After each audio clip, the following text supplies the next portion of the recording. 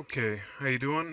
This is Robert Marzullo, and I'm going to show you today how to sketch out some comic book poses and what things I think help come up with the cool pose. So, always start with the head. Draw a nice little oval out there. A torso. I do kind of a three-part sometimes. I take different techniques depending on what I'm drawing, but we'll do a three-part. So we do the head, torso shape, and pelvis, and just keep the shapes kind of basic right there. Another way to do that is to almost immediately draw the direction of the vertebrae. Um, this is also called like a gesture line sometimes, but just kind of picture the spine, always a curve, never straight, and then start using some other lines to define, maybe the bow of the chest comes this way over. Couple circles for the shoulders, keep them broad for superheroes, obviously. And let's zoom back just a little bit, just so this doesn't come out too stiff. And then try to start picturing where the limbs are going to go. So let's do, let's see, one arm down, kind of down off to the side. Maybe the forward forearm kind of flex thing that you see a lot. Always show the shapes kind of broke open. So like if there's the wrist, where the wrist is going to end, do that circle so that now it kind of points in your mind's eye that that's coming out this way, and there's the opening, and then connect those. Start off with cylinders if that works well for you. So cylinder here, show the opening, another cylinder here, the connection, and you can kind of see how it starts to come out and then out this way. But just as a loose description of what you're getting ready to do.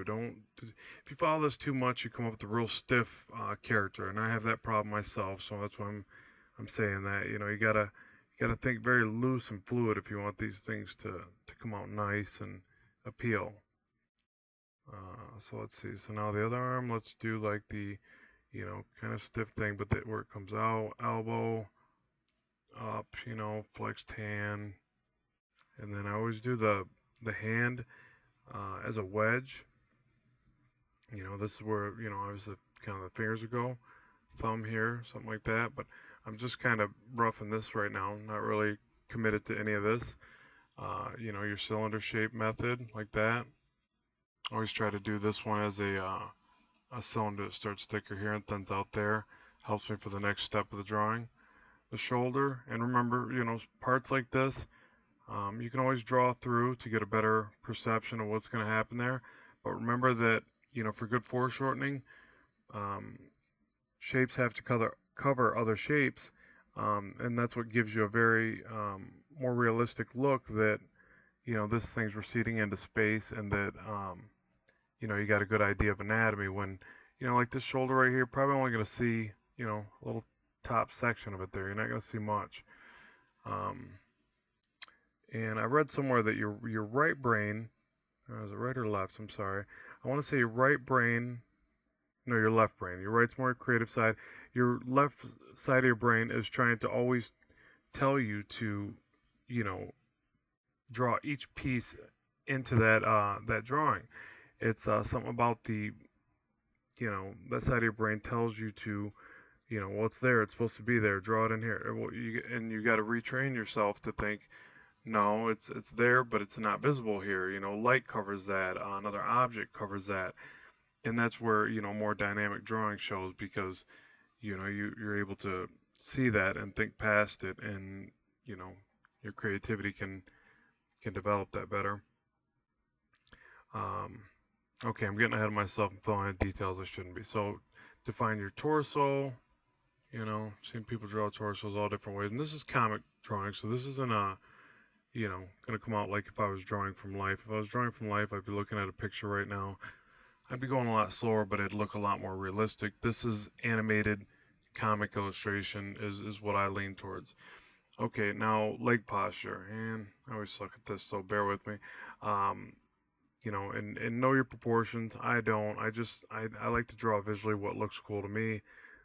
Maybe I'm a little lazy there, but you get your standards of 8 heads tall, so you can sit here and kind of do one of these diagrams and measure the 8 heads, boom, boom, boom, boom, all the way down like that. I think there's another one from hip to knee is equivalent to, I want to say from hip to shoulder, right in there. Um, and then obviously, expand upon that when you're doing animated. It's, you could go just crazy with that. Any one of these proportions could shift based on just what you think looks cool. So keep that in mind. But, all right, so zoom out a little more, running out of paper. And okay, so kneecap here, basically another cylinder, and I'm kind of giving him a bow-legged stance, kind of the superhero, ready for anything stance or whatever. I feel like the legs kind of have a slight bend back here, like that, not too crazy. And then the other thing that I want to kind of explain in this, the thing that I've been dinking with a lot lately, and I feel like it's really starting to help my drawings come out a little bit more, is once you get all this down, this is just, your rough sketch. You're just trying to get kind of this form and this positioning of everything and where he's going to be, where it's going. Legs look a little long there. Head looks a little small. You start analyzing it and seeing where you can bring it out. Actually, this arm's short now that I think about it, because generally the elbow lines up a little bit better with the waistline there. And that's the other thing. You start learning how to measure parts of your drawing with other parts of your drawing, but that's why this is a rough. So let's say his hand's just kind of out to here, another wedge shape. Maybe kind of partially open, like he's, not holding something, but, he's not just completely tensed up.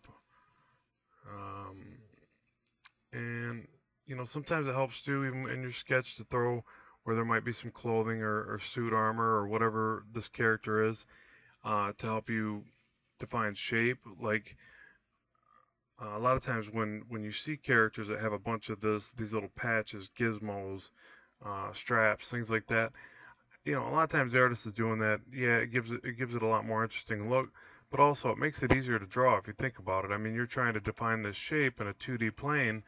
You start throwing these half-cylinder shapes and different things.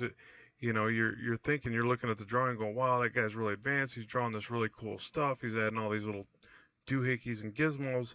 In all reality, it actually helps to make the drawing form easier, and it gives you reference points. It's kind of like an engineer designing a car, but you're doing this fictitious body shape, so all these little points actually help. So, all right, let's go to about there.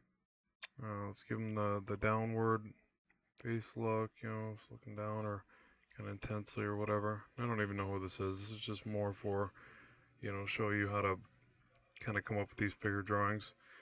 Okay, so there's that. There's our rough sketch. So now the part that I wanted to touch on that I think's really been helping lately is I'm going to go ahead and take this into another layer. Love layers. You got to use the heck out of that. So turn this layer down, add a new one, and then on this next layer you can start to, add more detail and get really into it. And, and I typically work in about 3 layers now to get to where I'm trying to go with my drawing. And you could take it to 5, 10. I mean, you got to have deadlines and got to keep realistic, but whatever suits you to get to, what you're trying to do with the art.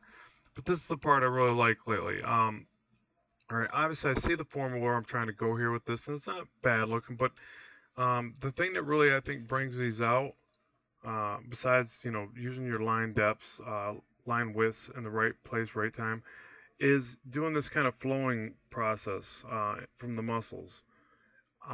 Gives it a lot more natural look. So, and you got to study your anatomy, know where these go, but instead of trying to box shape these or trace them around too definitive or making them too defined, work on doing this flow method, and getting your thick to thin lines just right.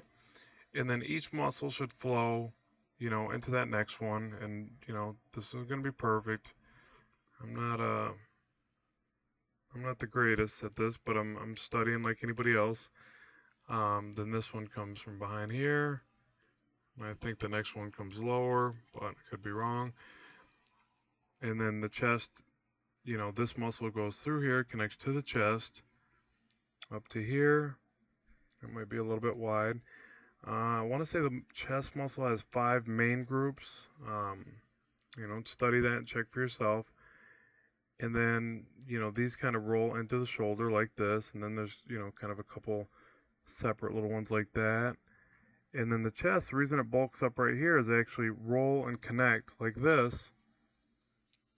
And, don't do what I do where I sometimes try to draw into each one a little too much. It's more realistic and believable when, less is more on some of this. So, so say here's your whole bicep right here, right? Instead of me, tracing around this entire bicep, which I'll admit in my earlier drawings definitely was the case, where I go something like this and I'm shading the whole thing, and and I still tend to do it. I mean, it's hard not to, but what looks more realistic, I think, in these drawings is when you take the bulk of the shadowing, say it's going to be right here because the light source is to the right of our character. So then you draw the majority shadow here, or something like that, and then quickly break away from it, and then do your shading, and maybe get a little shadowing at the bottom because this thing rounds away to a couple different ways, and then you do some cross hatching or shading down here, whatever the case may be. But try to stay away from tracing everything. The entire perimeter of it looks very unnatural. And then keeping in mind that for the foreshortening portion, like say up here, we'll go over here, we bring this down like this. That same roll technique I was telling you about, where you roll it in, the muscle in, and maybe you got a wrinkle here or something, then this muscle rolls down into here, constantly bending the lines and flowing the lines into the next, and then the thick to thin, where there's going to be some shadowing, and it just starts to have more of a natural feel, I guess, than what I was doing before. And then this one would roll into there, the shoulder would come up and around, you just catch a little bit of the shoulder, and then this big old bicep would come in and block it, and then that would flow around and under kind of the connection of the shoulder and chest muscle, so that would kind of flow around it and bulk up right there, and then the chest thins down when it comes into the sternum, and like that. And again here, I don't want to trace the bicep, I just want to maybe shadow under where the bulk of it is, and then maybe where the connection is back here.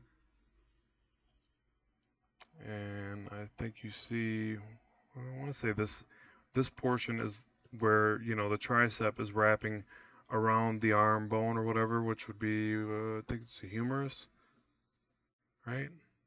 You have to check me on that one, I think it is. All right, and then it rolls under and around this way. So you got two things. You got the bone where it kind of shows through here. There's probably another muscle on that I'm not aware of, but I'm going for just the main ones.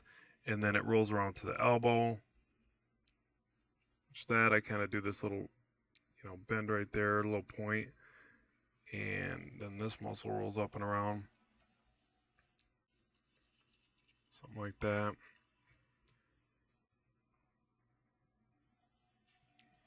And this one comes up and around, and then this actually goes around the neck to the back. So you want to keep that in mind. You want to kind of envision all these muscle shapes when they're going to where they're going. Oh, excuse the beep there. Got some laundry going in the background. Multitasking. Okay, so kind of envision the starting point and the ending point, and then wrapping and flowing around that. And if you envision that while you're drawing it, it's going to come through in your drawing a little bit. And the big old jaw. Again, I still have no clue as to this is. This is more the, just trying to show people what I do when I go through and draw this stuff, what I'm thinking, and if that helps. I just like to give back because I've learned so much from various artists that I'm really into.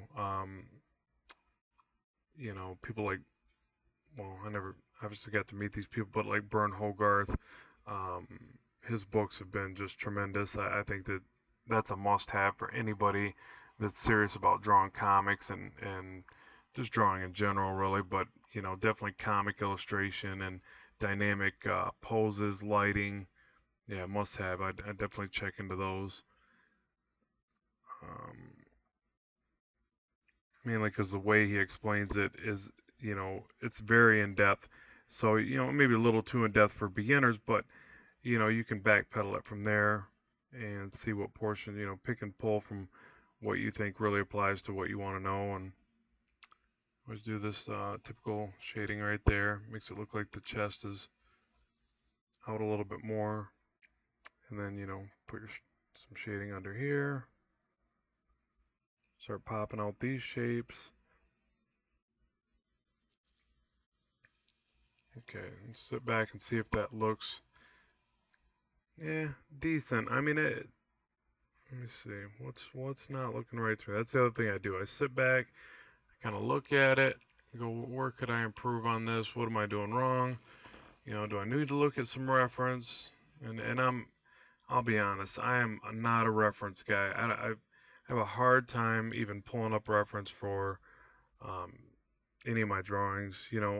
I'm doing it more now that I'm older, now that I know the value of it. But I'll tell you the truth, I just like drawing out of my mind. And it probably shows. It's probably why there's going to tend to be more distortion in my work and stuff like that. But I've always been that way. I've always liked just drawing kind of this, what I see it to look like. And sometimes it's better, sometimes it's not as nice. You got to make that decision for yourself where you're trying to take it. And the response from your fans and what they're saying. Hey man, this is cool, but man, he's got a weird shape hand or this and that. You didn't do the hand right. You didn't do the chest right. And so you got to listen to that and see if you don't want to not attract people to your work because it's that far out of whack. But sometimes I think it's cool to do though. I think you got to do a little of both. And the other thing is make sure that you shade, like, all right, say I'm shading this arm. Here's my light source coming this way. And, shade this. First, you want to look at this whole arm like it's one big shape. Okay, so you go like this, maybe. Boom, boom, boom. There, okay. So you kind of keep that line that I just drew in mind. But then also, obviously, you want some of these details to show through. So what you do is you're going to shade those down. And then every now and then, there's maybe a secondary light that hits the back of the tricep here. The back of, I actually don't know the name of that muscle, but the back of here, the back of the ones that pop from under there, the forearm muscles, and then a little bit larger highlight that comes around the back edge here. So, like for instance, I would probably do the second light. I'll write that right on here. Second light, up angle, okay? Maybe it's a bounce light, light bounces and transmits off everything. So then what would happen is by the time I'm done drawing this or my finished product or rendition that I'm coming into here, I would take and keep in mind when I'm drawing this that, okay, I got my one larger shadow that shadows this entire area here. Here, comes up on here, maybe blocks most of entirely this. That's the beauty of digital too, because a lot of times when you're drawing on paper, you try not to, I don't know, me personally, I try not to put down too much and then have to erase a lot. It bothers me, but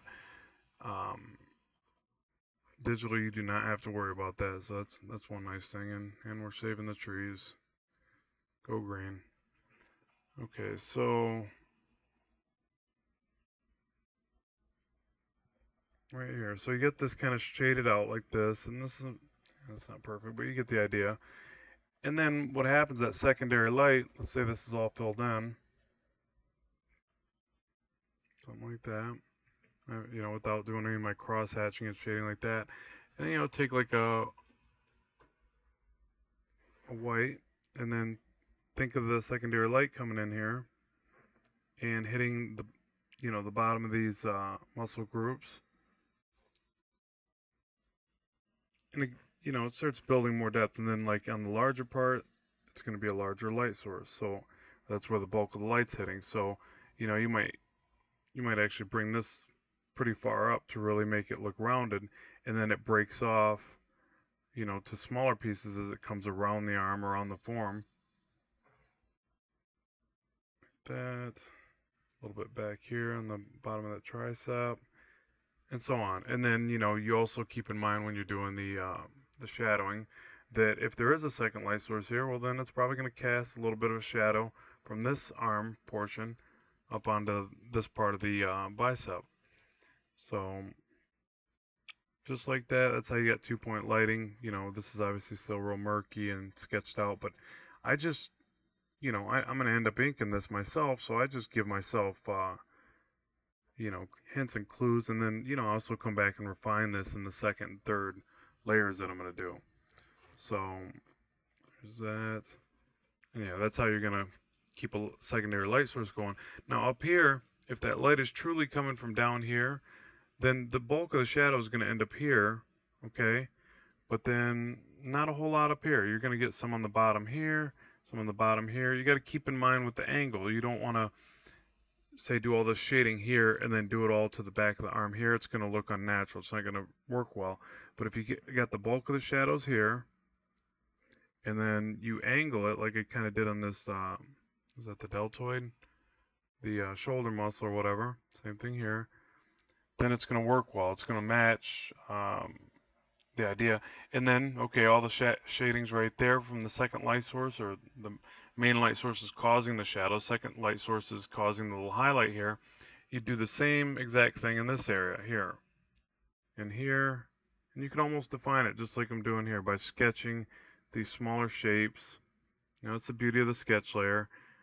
And I'd actually recommend that because me personally, as I'm drawing, I get too into all the various details, and I sometimes forget, and I'll mess up and throw the light source on the wrong side. So, if you go through and kind of do these little shapes to remind you, along with these arrows in your sketch layer, why not? It's it's not going to hurt a thing. So, and yeah, same thing here.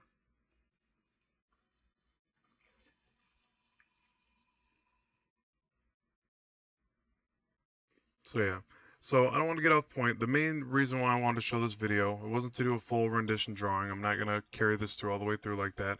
I just wanted to show you the things that have been helping me lately. That's one, if you're doing an arm, here's the shoulder. Use cylinders if you like doing that. I use them sometimes. Connect the cylinders like this. But then remember when you come back to do the next layer, the next drawing, to roll the muscles and study your anatomy so you know where they go. Roll them into the next form. It's a lot more natural looking, and then shadow to the where the bulk of the muscle mass is. And it's easy. It's actually kind of addicting lately. Like I want to keep doing this over and over again to get a very real and natural look. And study my anatomy more so I know exactly where these go. And also, just so you know, the shoulder here does this kind of loop effect around the other, and you can kind of see it just in your standard drawings. But if you're ever struggling with shoulders and you're doing this stuff, oh, shoulder's a circle and there's just muscles coming around this circle and it looks like a pumpkin. Yeah, don't do that. Bad. Just get rid of that idea. It goes around this one. It thins down into here, then the other muscles start to take over and round around it, and then the shoulder, think of the shoulder and the chest as one unified kind of muscle, not with that many lines in it, and then that wraps around like so. All right, and then this one starts to take over and then wraps around the form, and then it actually starts off to the side here, wraps around and over and down, like this. It loops over. And these come from underneath. Then you see a little bit of the bone right there. And then that other muscle is larger and just kind of hangs around and down and around there. And your wrist kind of breaks back into this way. And it gets thinner, then thicker to the hand. There's that.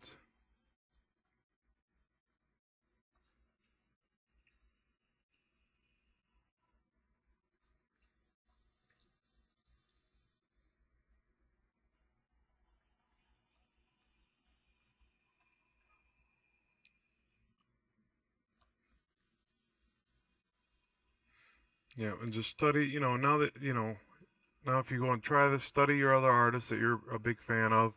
Look at how they're doing it and how they break it down. Always try to go back to and erase too many of the connection lines for a more natural look. If it's looking like it's just too traced for the shape, just go back, erase some of those lines, and then watch it start to look more natural. Um, you know, and put some variation in your characters because not everybody needs to be ripped up like Arnold Schwarzenegger, I think, or like he used to be, I should say. Um, so just yeah, just play with that, and you know, different variations will get you different things, different looks. So that the shading and the 2-point lighting like that, and yeah, remember your spine's always bent, and then just try to flow different poses from there. So hopefully that helps you. If you got any questions and there's anything else that I can expound upon and come up with, let me know so I can come up with new ideas and help your drawing ventures. And feel free to comment and tell me what I could do better. And I'm all ears. So thanks very much. Take care. Be sure to subscribe.